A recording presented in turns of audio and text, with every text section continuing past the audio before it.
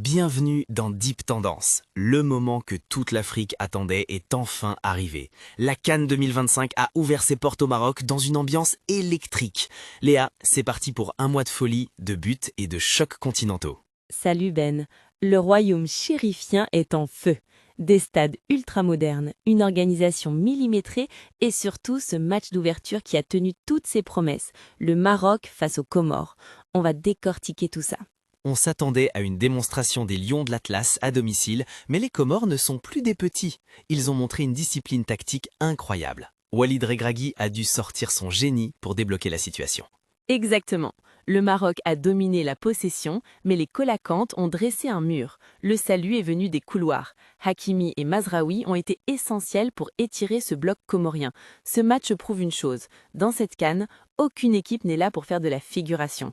Le Maroc gagne, mais dans la douleur. Léa, jetons un œil sur les 24 équipes. Le niveau n'a jamais été aussi relevé.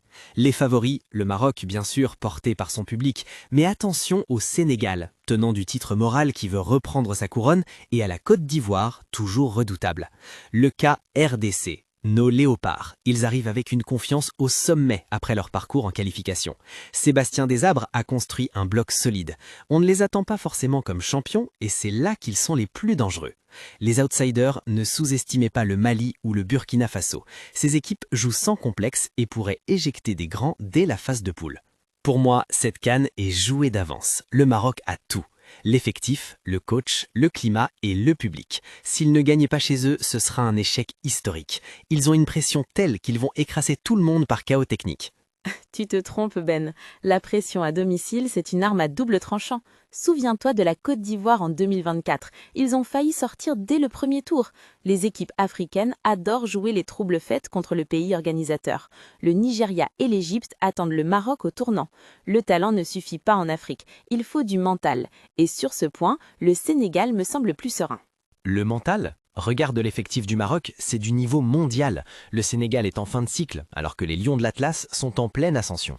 Le tournoi ne fait que commencer et les surprises vont pleuvoir. On veut savoir ce que vous en pensez. Commentez. Quel est votre top 4 pour les demi-finales de cette CAN 2025 ? Likez si vous pensez que le Maroc va soulever la coupe à la maison. Partagez cette vidéo avec vos amis supporters pour lancer les paris. Et abonnez-vous à Deep Tendance pour notre analyse quotidienne de chaque journée de la CAN. On va suivre chaque but pour vous. Vive le foot africain. Merci Léa. Merci Ben. À demain pour la suite des poules.